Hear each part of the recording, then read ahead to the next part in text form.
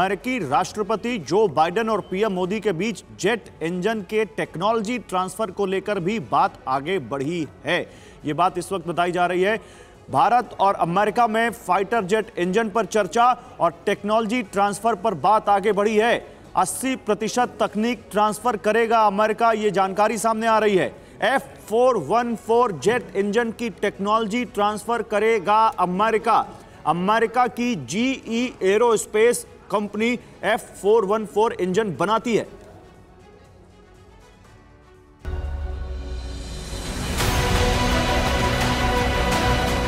Biden के दौरे पर अब तक की सबसे बड़ी डिफेंस डील और उसमें भी फाइटर जेट्स इंजन को लेकर टेक्नोलॉजी ट्रांसफर का रक्षा सौदा।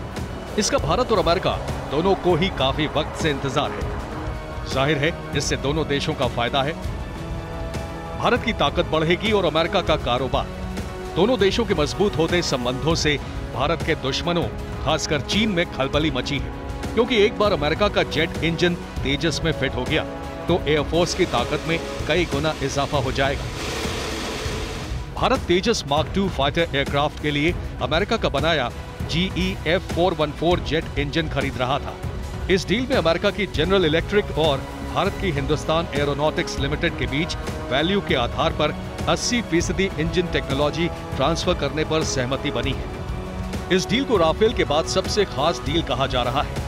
इससे भारत के स्वदेशी डिफेंस एविएशन सेक्टर में क्रांति आने वाली है, क्योंकि डील के तहत भारत में ही तेजस के लिए F414 इंजन का नया वर्जन बनाया जाएगा, जिनका इस्तेमाल तेजस MK2 और advanced medium combat aircraft AMCA में किया जाएगा। इसके अलावा इंडियन नेवी के लिए बन रहे twin engine deck based fighter में भी इस इंजन को लगाया जाएगा। नया इंजन पहले के मुकाबले ज्यादा पावरफुल होगा और फाइटर जेट ज्यादा पेलोड यानी ज्यादा हथियारों के साथ लंबी उड़ान भर सकेगा। तेजस में लगने वाला नया इंजन पहले के मुकाबले ज्यादा पावरफुल होगा और फाइटर जेट ज्यादा पेलोड यानी ज्यादा हथियारों के साथ लंबी उड़ान भर सकेगा।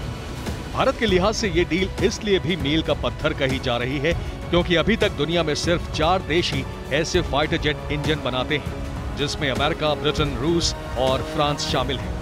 यानी अब इस ताकत को हासिल करने वाला भारत 5वां देश हो जाएगा।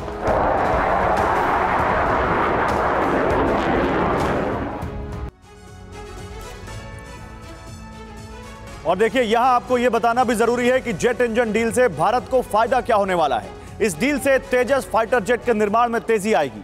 5वीं पीढ़ी के लड़ाकू विमान बनेंगे, ज्यादा घातक फाइटर जेट बन सकेंगे। इंजन बनाने पर होने वाला खर्च बचेगा। फाइटर जेट बनाने की लागत भी कम होगी इस डील के बाद।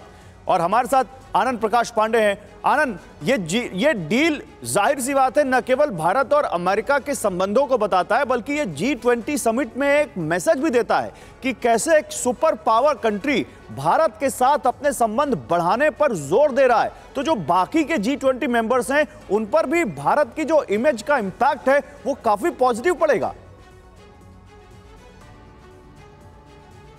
बिल्कुल जाहिर तौर पर बाकी जो G20 देशों के जो प्रतिनिधि यहाँ पहुँचे हुए हैं, जिस तरह चंद्रयान की सफलता है और जिस तरह से भारत ने स्पेस में एक नया मुकाम हासिल किया है, उसको लेकर वो खासे खुश हैं। और जिस तरह से भारत और US की डील होने जा रही है, इसको लेकर मुझको लग रहा है कि अगर सामरिक साझेदारी इन 2 देशों में अगर होती है और ऐसे डील होती है, तो उसका फ़ायदा बाकी G20 देशों के बीच में भी होगा, क्योंकि भारत जिस तरह से विकासशील और गरीब देशों का एक मुखर आवाज़, उनका प्रतिनिधि बनकर उभरा है, तो ऐसे में भारत और अमेरिका के बीच संबंध जितने मजबूत होंगे, जितने सामरिक समझौते जितने प्रगाढ़ होंगे, उसका सीधा असर G20 के। और आपकी इसी बात पर अमिताभ जी कुछ ऐड करना चाह रहे हैं। आनंद, जो आप कह रहे हैं अमिताभ जी। देखिए, भारत और अमेरिका का ये डील क्यों डिप्लोमेटिक कू है, क्योंकि हमने अब तक सोवियत संघ से, बाद में रूस से समझौता किया था डिफेंस डील का। उसका सबसे बड़ा इंपॉर्टेंट फैक्टर क्या था कि वो मेक इन इंडिया पर एग्री करते थे और वो हमें लाइसेंस देते थे प्रोडक्शन का, और कुछ मामलों में एक्सपोर्ट भी करने देते थे। भारत का ये जो जेट इंजन की डील हुई है, उसमें भारत उसका निर्माण करेगा। हमें एक स्टेप और ज़्यादा जाना चाहिए, जो मेक इन इंडिया को भी बल देगा। वो है कि हमें कहना चाहिए कि अब हम या रिपर ड्रोन या उनके जितने आर्मामेंट्स हैं उनका लाइसेंस दीजिए, हम यहाँ बनाएंगे। प्लांट लगा सकती है, ऐसी भी खबरें। प्लांट लगा सकती है, लेकिन वो हम एक्सपोर्ट करने की बात कर रहे हैं। मेक इन इंडिया तो ठीक है, वो हम एक्सपोर्ट करने की लाइसेंसिंग चलिए बहुत एडवांस टेक्नोलॉजी नहीं, स्टार्ट कीजिए कहीं इनिशिएटिव से, तो हमें भी फायदा होगा। हमें सिर्फ मार्केट की तरह जो आप देखते हैं और हम 3.1 बिलियन का रीपर ड्रोन खरीद लेंगे, उससे भारत को फायदा होगा ऑब्वियसली, लेकिन उसका मार्केट हमें बनने दीजिए और बनाने दीजिए। हम दुनिया को बेचेंगे, ब्रह्मोस मिसाइल हम बेच रहे हैं। बात जो है वो बराबरी की होनी चाहिए। कुल मिलाकर देखिए, लबोलुआब सुमित चौधरी ये निकलता हुआ नजर आ रहा है। भारत अमेरिका के रिश्ते आज के दौर में जिस जगह पर खड़े हैं, जिस मकाम पर हैं, उसे कैसे आप एनालाइज कर रहे हैं? क्या हासिल होने वाला है, जरा बताएं। बाकी तो हम अपने मेहमानों के साथ चर्चा कर ही रहे हैं। सुमित, देखिए समीर, आप इस पूरी बात का लबोलुआब जब आप कहते हैं तब दो शब्दों में समझ लीजिए कि भारत अब एक बाइंग नेशन की जगह एक बिल्डिंग नेशन बनना चाहता है। भारत डिफेंस सेक्टर में वो देश बनना चाहता है, उन चुनिंदा लोगों में शामिल होना चाहता है जो अपने हथियार उन देशों को दे सके जो लगातार विकासशील होने की राह में है। यानी भारत एक लीडिंग फोर्स में रहना चाहता है जो ना सिर्फ डेवलप्ड नेशंस को एक राह दिखा सके। और इसका सबसे बड़ा सबूत सुमित ये भी है कि इंडिया ने पहली बार 16,000 करोड़ का डिफेंस एक्सपोर्ट किया है, जो हाईएस्ट एवर है। बिल्कुल बिल्कुल बिल्कुल, आपने बिल्कुल ठीक। और हम ना सिर्फ इन देशों को, आपने देखा कि अजरबैजान आर्मेनिया के कॉन्फ्लिक्ट के अंदर भी भारत के रडार सिस्टम्स की मांग हुई। अब लगातार हम कह रहे हैं कि और भी चीज़ें हैं जो भारत दे सकता है, चाहे ब्रह्मोस मिसाइल हो, चाहे आप तेजस की बात कर लीजिए। तो ऐसे में भारत को अपनी क्षमताओं में एक कदम आगे भी बढ़ना पड़ेगा। और यही वजह है कि जब आप जेट इंजन की टेक्नोलॉजी ट्रांसफर की बात करते हैं तो भारत को मौजूदा मार्केट में अपने आप को कैसे मजबूत किया जाए, इसके लिए ये टेक्नोलॉजी ट्रांसफर बहुत ज़रूरी है। और भारत की डिफेंस सेक्टर एक ऐसा सेक्टर है जो अगर बूस्ट करता है तो भारत के लिए इकोनॉमिक फ्रंट पे और ज्यादा मजबूती मिलेगी। गौरव, ठीक है सुमित, बने रहे आप हमारे साथ। सचदेव सर भी इस पर कुछ ऐड करना चाहते हैं, लेकिन उससे पहले एक और अहम खबर अपने दर्शकों को बता दें।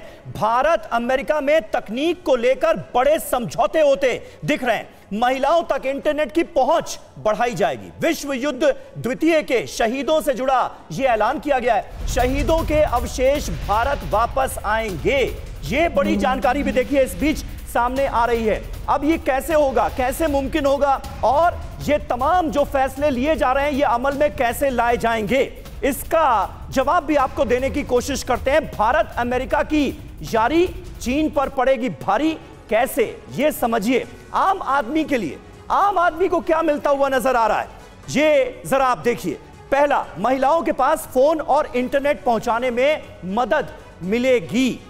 इसके अलावा 10,000 इलेक्ट्रिक बसेस और चार्जिंग सिस्टम को लेकर बात हो रही है। 500 मिलियन अमेरिकी डॉलर का ग्रीन एनर्जी फंड ये रखा जा रहा है। बहुत कुछ हासिल होने वाला है। भारत और अमेरिका मिलकर कैंसर को हराएंगे, ये भी सहमति बनती हुई नजर आ रही है। इसके अलावा आप देखिए, सेकेंड वर्ल्ड वॉर में शहीद भारतीयों के अवशेष भारत आएंगे। तो ये सब कुछ होता हुआ नजर आ रहा है। भारत अमेरिका के बीच इन तमाम मुद्दों को लेकर सहमति बनती हुई नजर आ रही है। मैं अपने संवाददाताओं का एक बार फिर रुख करूं, उससे पहले सचदेव सर, मैं आपसे जानना चाहूंगा, ये जो भारत अमेरिका के रिश्ते प्रगाढ़ होते हुए नजर आ रहे हैं, आने वाले वक्त में किस मकाम पर पहुंच रहे हैं, डील से रिलेटेड अभी तक जो जानकारियां सामने आई हैं उसके आधार पर? जी, दो बातें कहना चाहूँगा। पहली बात तो ये है कि जो नेगेटिव हाइफनेशन होता था भारत के बारे में अमेरिका के दिमाग में, कि पाकिस्तान के साथ बैलेंस रखना है, या रूस और भारत में जो है संबंध हैं उससे थोड़ा सा हिचकिचाता था, तो वो दो नेगेटिव हाइफनेशन निरस्त हो चुके हैं। जो पॉजिटिव हाइफनेशन आ रहा है भारत और चीन के संबंध हो, उसका भारत के पक्ष में इस्तेमाल हो, यानी तमाम तरह के मानसिक अवरोधों को हटाकर आगे बढ़ रहा है अमेरिका। दूसरी बात जो मैं कहना चाहूंगा, सर सॉरी मैं आपको बीच में टोक रहा हूं, आएंगे आपसे बात करेंगे, लेकिन शिवांग बहुत अहम जानकारी दे रहे हैं। शिवांग जल्दी बताइए, क्योंकि काउंटडाउन शुरू हो चुका है, कब तक समिट शुरू हो जाएगी, पीएम मोदी कब तक पहुंच जाएंगे मंडपम? देखिए बिल्कुल काउंटडाउन शुरू हो चुका है, बहुत कम वक्त बचा है जब प्रधानमंत्री एक बड़ी बैठकें जो हैं वो तमाम देशों के साथ यहाँ पे करेंगे। साथ साथ बायलैटरल टॉक्स भी हो रही हैं। कल भी हमने देखा कि 3 मुल्कों के साथ बड़ी बायलैटरल टॉक्स प्रधानमंत्री नरेंद्र मोदी ने की, जिसमें खास तौर पे जो बाइडेन के साथ जो मुलाकात हुई उसकी जो है वो बहुत सुर्खियाँ रहीं और बहुत सारे चीज़ें भी, करीब 23 पॉइंट्स उस बैठक में से निकल के आए जो भारत और अमेरिका के रिश्तों को प्रगाढ़ करते हैं और न केवल दुनिया को पैगाम देते हैं बल्कि खास तौर पर भारत को जो आँख दिखाने वाले देश हैं पाकिस्तान और चीन, उनको एक बड़ी मैसेजिंग की गई है। यूँ तो G20 को अगर देखा जाए तो इसमें 85% जो GDP है पूरी दुनिया की वो, और 75% का ट्रेड इकोनॉमिक डेवलपमेंट के लिए G20 जाना जाता है। लेकिन जिस तरह की प्रेस वार्ता से कल बातें निकल के सामने आई हैं, जो बात शेरपा ने की, वो सीधे तौर पे एक जॉइंट स्टेटमेंट जो निकल के आएगा वो कहीं ना कहीं जो ग्लोबल साउथ है उसकी बात करेगा, साथ साथ जो डेवलपिंग नेशंस हैं उसकी जो ज़रूरतें हैं उसके ऊपर खास तौर पर उनका फोकस रहेगा। तो ये बहुत अहम होने वाला है। और 2 दिन तक जो वन अर्थ, वन फैमिली और वन फ्यूचर की बात जो 3 सेगमेंट्स में होनी है आज और कल, बहुत खास इंफॉर्मेशन इस प्लेटफॉर्म से निकल के आएंगी। और जिस तरह की जो व्यवस्थाएं यहाँ देखने को मिल रही हैं, जिस तरीके से 19 देश इस पूरी बैठकों में पार्टिसिपेट कर रहे हैं, इसमें निश्चित तौर पर भारत ने कहीं ना कहीं विश्व स्तर पर अपना नाम रोशन किया है।